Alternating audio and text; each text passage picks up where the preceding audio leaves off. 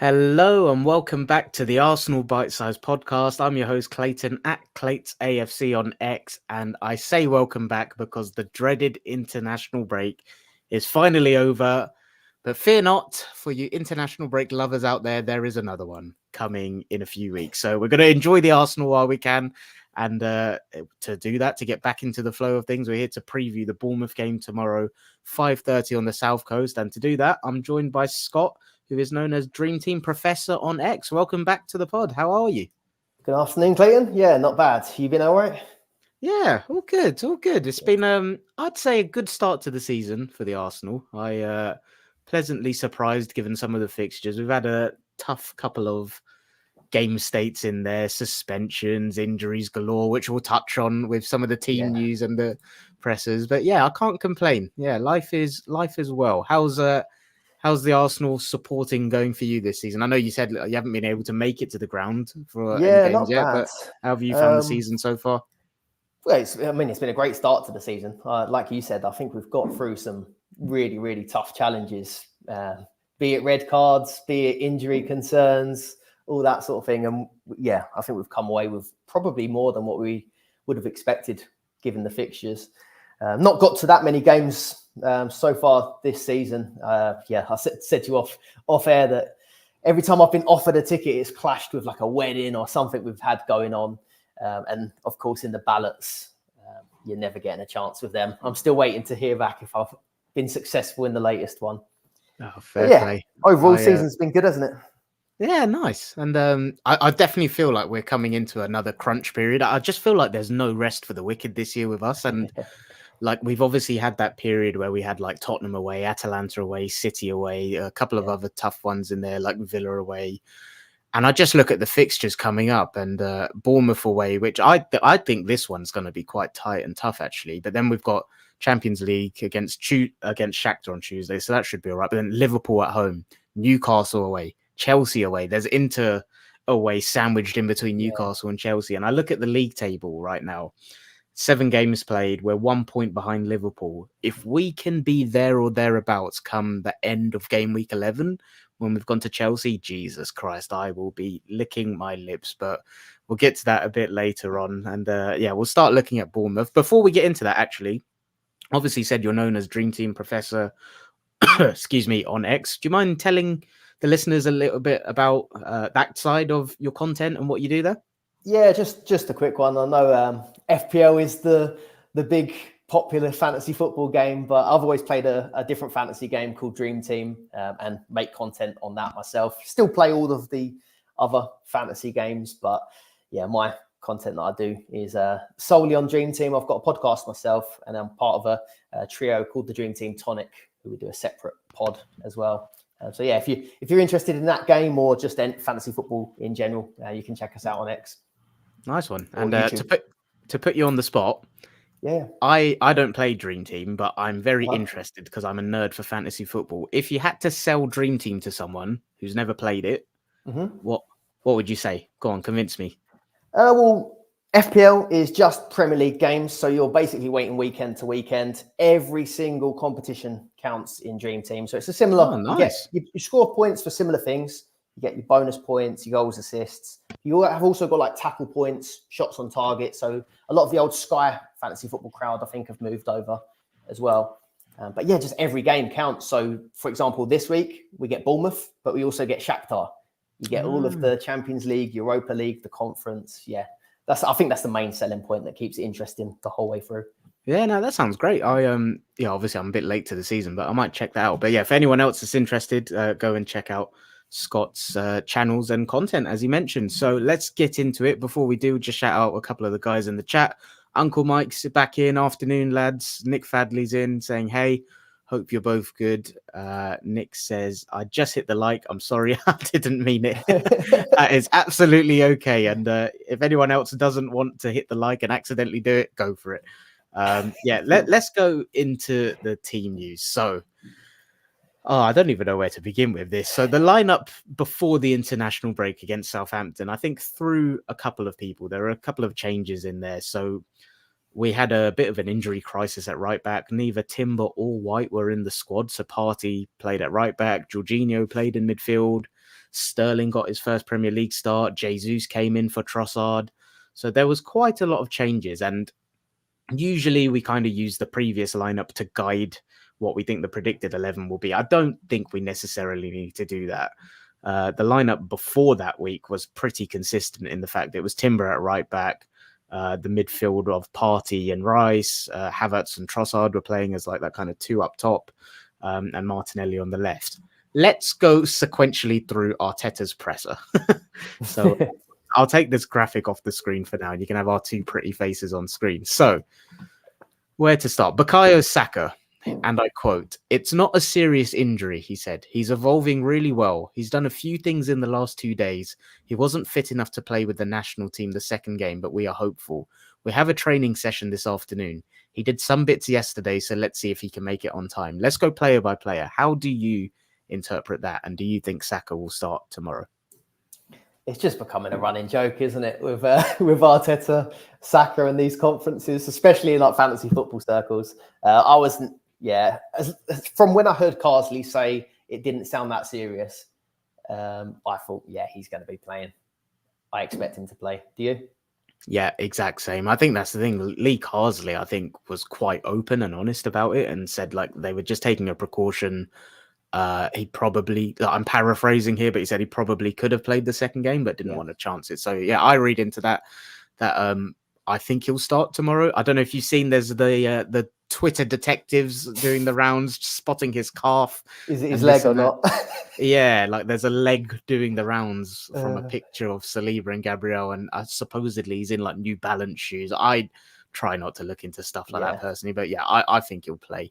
The next one, Kai Havertz, who he was withdrawn from the Germany national team, against Bosnia and the Netherlands.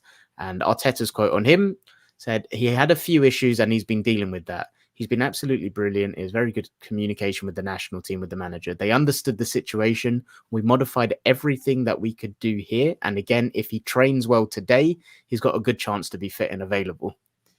How do you read that one? Yeah, I think a few quotes on the Havertz one almost sounded like he'd been maybe playing with something. So I think they've just seen this as a chance to give him a little bit of rest. Not concerned about that one either. Yep, me too. The next one I'm a little bit undecided on, to be honest. So the next one's Gabriel Martinelli, who was obviously called up for the Brazil national team, but then he was on the bench for their second game, I believe, against Peru. And when asked about him, this was what Arteta said. He said, well, with Gabby Martinelli, he landed... Oh, yeah, I should timestamp this in case anyone's listening to this tomorrow. This is being recorded on Friday the 18th at 1 p.m. So he said, with Gabriel Martinelli, he landed yesterday afternoon here, so we have very short time to be with him. Yesterday, he went outside to do a little bit and see how he's feeling. Again, today will be another step to understand whether we want to take the risk if he's fit, because I know what the player is going to say. I'm going to be fit for sure. That one I'm a little bit more undecided on, I'll be honest. But how do you interpret that? Yeah, similar. The way that he mentioned the risk part and that he returned quite late compared to the others. We do know Martinelli will always try and play. But with that one, compared to Saka and Havertz, we don't really have someone else that can be Saka or be Havertz. Whereas I kind of think he might look at that and say, maybe Jesus comes in, maybe Sterling comes in. So I'm a little bit... I feel like if there's a risk there, maybe that's not one that he would risk. Whereas Saka and Havertz, I think he could. I think the exact same, to be honest. And it's more looking ahead at like I said, I think Bournemouth away will be quite tough. I've not really spoken to many of my Arsenal supporting friends to see what their confidence levels are going into tomorrow. But having said that, we've got Liverpool next week, and we know Martinelli likes that fixture. It's one that suits him very well. Right now, I'd say I'm leaning more onto the side of... It's just that word, like you said, the word risk just makes me think maybe he's not going to chance it. And like you said, we've got Jesus that has played on the left before. Sterling started on the left against Southampton. And while he didn't necessarily impress, maybe if you do have the likes of Calafiori there, Marino as well, potentially, which we'll discuss later, maybe he does go for it. So we'll touch on that. But yeah, it sounds like we're both a little bit undecided on Martinelli. Save that for the lineups Save that for our predicted lineups. Exactly. The defenders, so White, Timber, Zinchenko. I'll touch on them in a second, but Tomiyasu's unfortunately got he's got another knock. So Arteta's specific quotes on him were, it hopefully doesn't look like a long period out, but we have to see when he comes back. So I think that's just a bit annoying because it means for the Shakhtar game, someone else who probably could do with a rest or sitting it out will have to play. But on the group of White, Timber, Zinchenko, he said they're quite close, the three of them. Again, today, we're going to have to try and push and see how it is, because obviously we're getting stronger with the numbers, especially on our right side. But hopefully we have some positive news today and we have some players back for tomorrow. I read that as quite encouraging personally.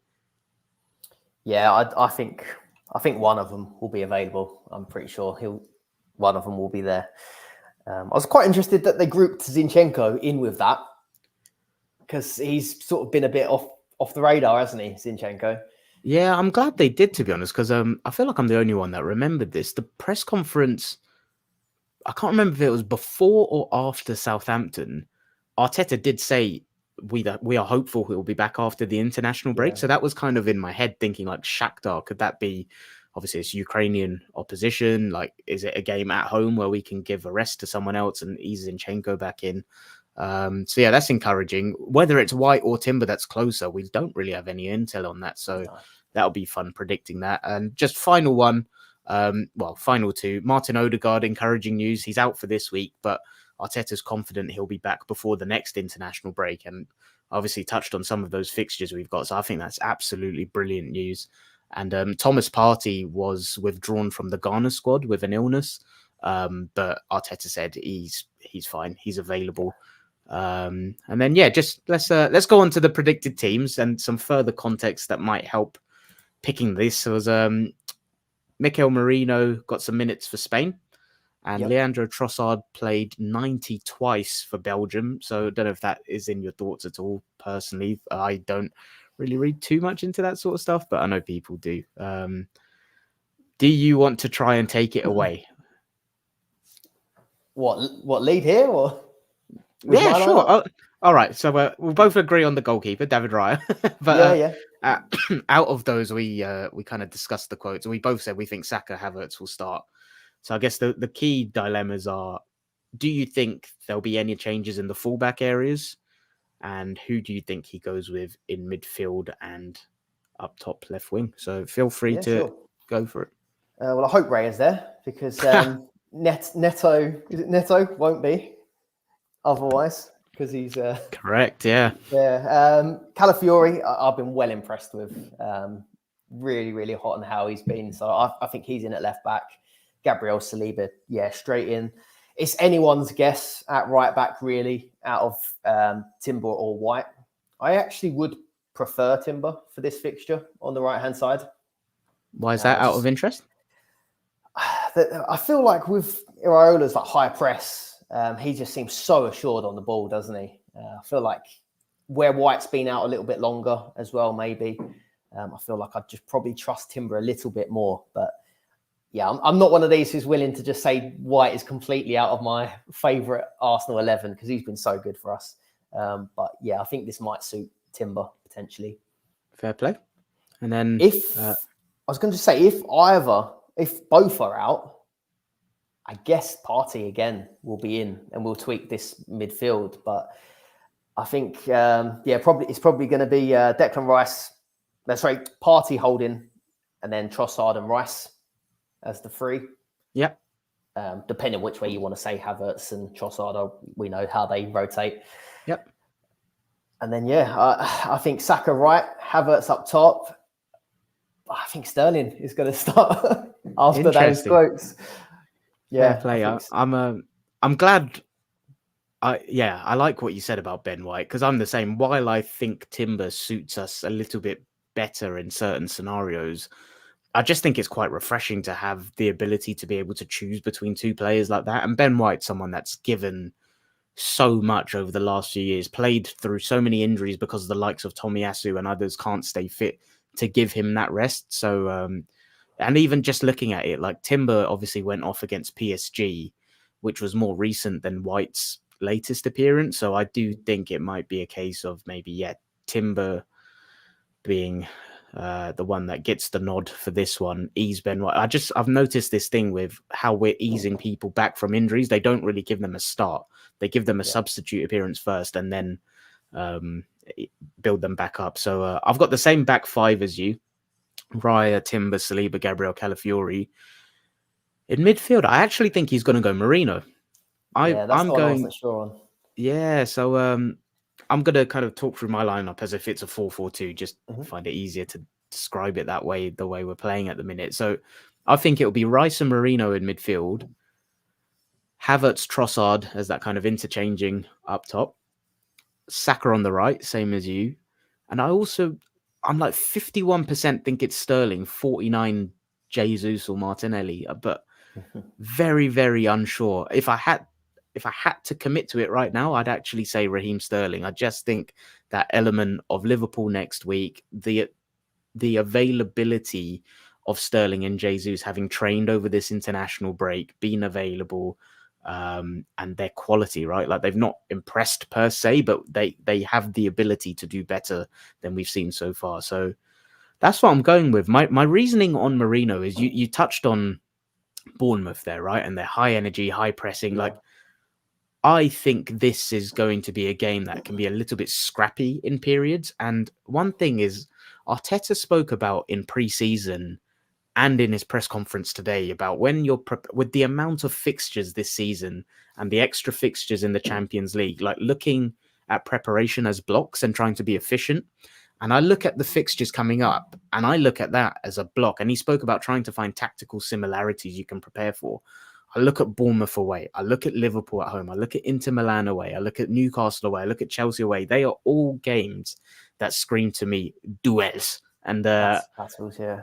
Yeah, and that's what I almost look at this as like Mikel Marino came on against PSG. He came on against Southampton. He's been building up with Spain. I wonder if this is the start of his introduction and looking to build that midfield of Rice and Marino to win all of those duels in these upcoming tough games and starting it with Bournemouth. So that's my logic I've gone for, maybe well off the mark because Partey's literally been rested over the international break and we don't know when he'll be fit. But you said you weren't sure. What was your thoughts on that one? Yeah, I wasn't quite sure on Marino because obviously he has. I mean, everyone's been calling for him to start, but I think Partey's been really good for us so far this season. The end of last season, he was a little bit off it, perhaps, or at the start of this as well. But I do think he has looked really good. But yeah, you make a good point there. Maybe if Partey played Shakhtar, for example, he could probably run the show. We'd have a lot more possession in that game, rather than it be down to the duels and the battles. So, yeah, either way, really. Yeah, I'm glad you said that as well. I think Partey's been kind of made out to be a bit of a scapegoat for us this season. I think he's made a couple of mistakes, but I think he's been good. I think he's been better than he's been worse this season. And I think he's been unfairly criticised personally. So yeah, there's the lineups. We'll look at Bournemouth in a sec. Just shout out a couple more of the guys. Nick Fadley says he doesn't think Saka will start, thinks he'll come on as a sub. Marsh is in. Afternoon, folks. And Mark Durant says Marino is world class. I hope so. I can't confess to have watched him enough to come to that conclusion myself. I definitely think he's someone that will elevate this Arsenal team through the simplistic things he brings, though, and make others around him better, a la Calafiori, and the effect he's had on Martinelli. So, yeah. Yeah, I'm excited to see Marino get some big starts, but it feels too early. There's some people that are really hot on him already, and it's only been like in small phases. Even in the Euros, he wasn't getting like all of the starts, for example, was he? So I liked what I've seen, but I would like to see a start first. Yeah, me too. And that's why even more so, I just look at the way I think the game will go tomorrow, and I guess that feeds nicely into looking at the Bournemouth team, to be fair. So we won't do predicted lineups for Bournemouth unless you want to have a stab at it. But the last lineup they went with was in a 1-0 defeat against Leicester, actually. They've obviously got Kepa in goal, which is so weird seeing with like some of the clubs he's been at. Smith at right back, Kirkes at left back, Zabiani and Senesi centre back is what they went for against Leicester. Midfield, double pivot of Christie and Cook. And then front four, which I think is a very talented one, of Semenyo, who everyone knows about. Is he a bit of an option in Dream Team of that format? Yeah, he was earlier on, but then once European football starts, everyone piles in on the European sides. But at the start, he was, yeah. Fair play. So, yes, the talented Semenyo, Cliver, Tavernier, and Evan Nielsen. And I look at that team and I just think Bournemouth's results, I actually think they've been really unlucky. Like in the table so far, they're 13th.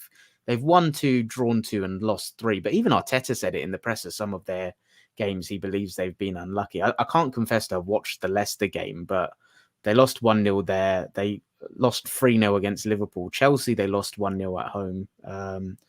So yeah, it's been a mixed start to them, but I really rate Iriola, and I think the style of football they play is very brave, given, like, with respect to them, the size of their club. I think they're very high energy, like you said already. When they get the ball, they look to punch it aggressively and fast, and that's even more reason why I believe Marino will kind of be in there tomorrow. They'll look to exploit wide areas. That's what makes me incredibly nervous about our right back situation. If White and Timber aren't available and we have to go with Partey there, I'm very nervous about that. So yeah, in terms of what to expect before we go on to score predictions, I personally think it's going to be a very cagey game. I think it's one of them where they've got such a tight ground where I don't necessarily look at Bournemouth as a hostile atmosphere, but when there's a tight ground, it means there's less space to exploit and kind of maximize every margin on that pitch. And I think with the likes of Cook and Christie in midfield, they're quite like industrial footballers, aren't they? You wouldn't consider them the most technical. So that's why I think it will be like a strong midfield battle. They'll look to probably press us. I don't think they'll go so gung-ho in the way they press us, but I think there'll still elements of like what we did against Tottenham. There's areas where you go and press them. There's areas where you sit off. But I think they're just a very well-coached team. And yeah, they're going to make it really hard for us tomorrow. How are you thinking it's going to go tomorrow?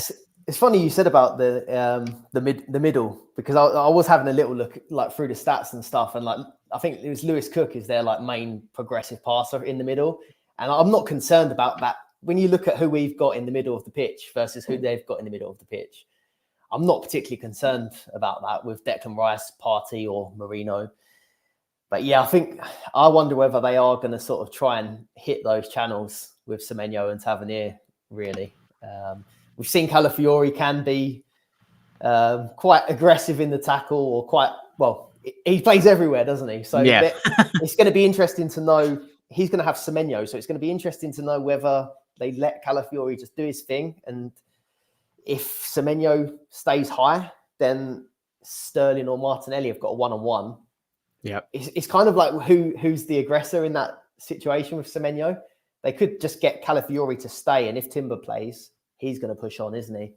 Yeah. But I do think they're going to try and target the channels, because I think that midfield, surely we've got the edge there.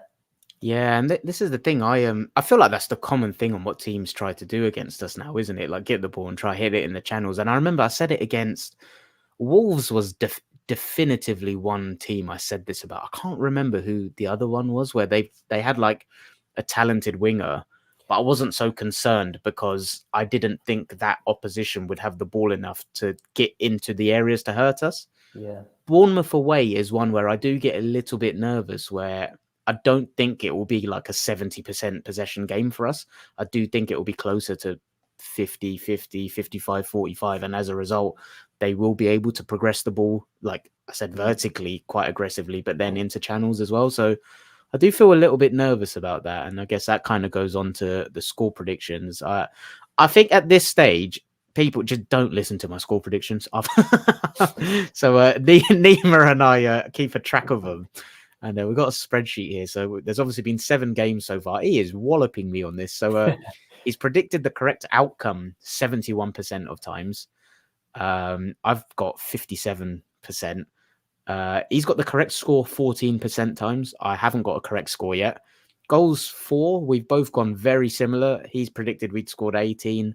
I've predicted we'd score 19 so far. We've actually got 15. Goals against, he's predicted we'd only concede 1 all season so far.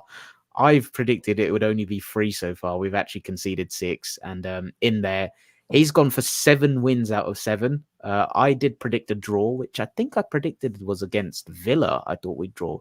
So I ended up obviously getting that wrong. I think I predicted we'd win at City, winning against Brighton, so got those wrong. So yeah, at this point, just don't listen to my score predictions. So Scott, I'm going to go to you first because you probably have a much better record than I do. What do you think the score is going to be tomorrow?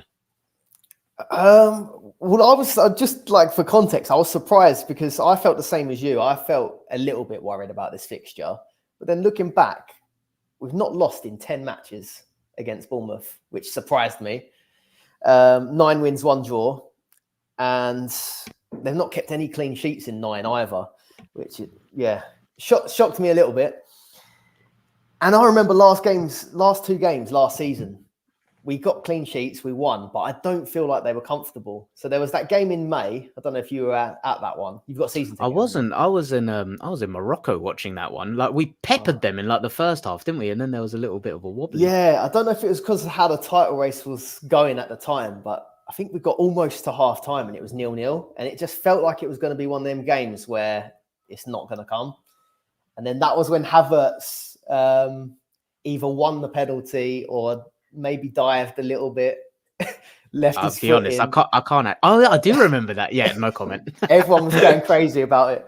But yeah, we got it done in the end. So in theory, on paper, it looks like good, but I think it's going to be a tight one, but I do think we're going to win 2-0. Going 2-0. Not a comfortable 2-0. I'm thinking it could be like half-time, 0-0, shaky, and then we just get 2 like towards the end or something. I don't think it's going to be like comfortable. I mean, that would be a great result, I think. It's interesting. Yeah, like I didn't know that's what our record is against them, to be honest. I have good memories of last season because, what was it? Was it 4-0 in the away game? And Saka was a doubt for that one as well, because I remember that from fantasy football. Everyone thought he wasn't going to play. I think I took him out. He got a penalty really early on. He then got another penalty and everyone was worried, like, we've taken him out, he's going to smash it. And then he gave the pen to Ødegaard.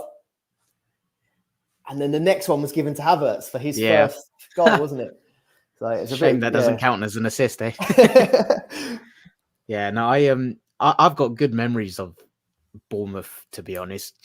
We obviously beat them twice last year. I think 2 years ago when Saliba scored that banger with his left foot, pink kits, vibes were good. I just think we're playing them on one hand at a very good time, but on the other, I just feel like after an international break, chance for them to reset, work on new ideas. Like, I feel like I would have preferred to play them before the international break, to be honest. But this is a game where I've spoken a bit about there's certain games that I actually think semi-suit us without Ødegaard, like the likes of Tottenham and City away, where we'll just kind of sit off ever so slightly and we'll be more direct.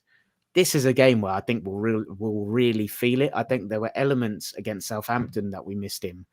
I really think we're going to miss him in this game and kind of really, I spoke about it not being a 70% possession game for us. I think that's because of the absence of him and the ability to make the ball stick in the final third. And even if an opening isn't there, just recycle it. So I think Bournemouth are going to score.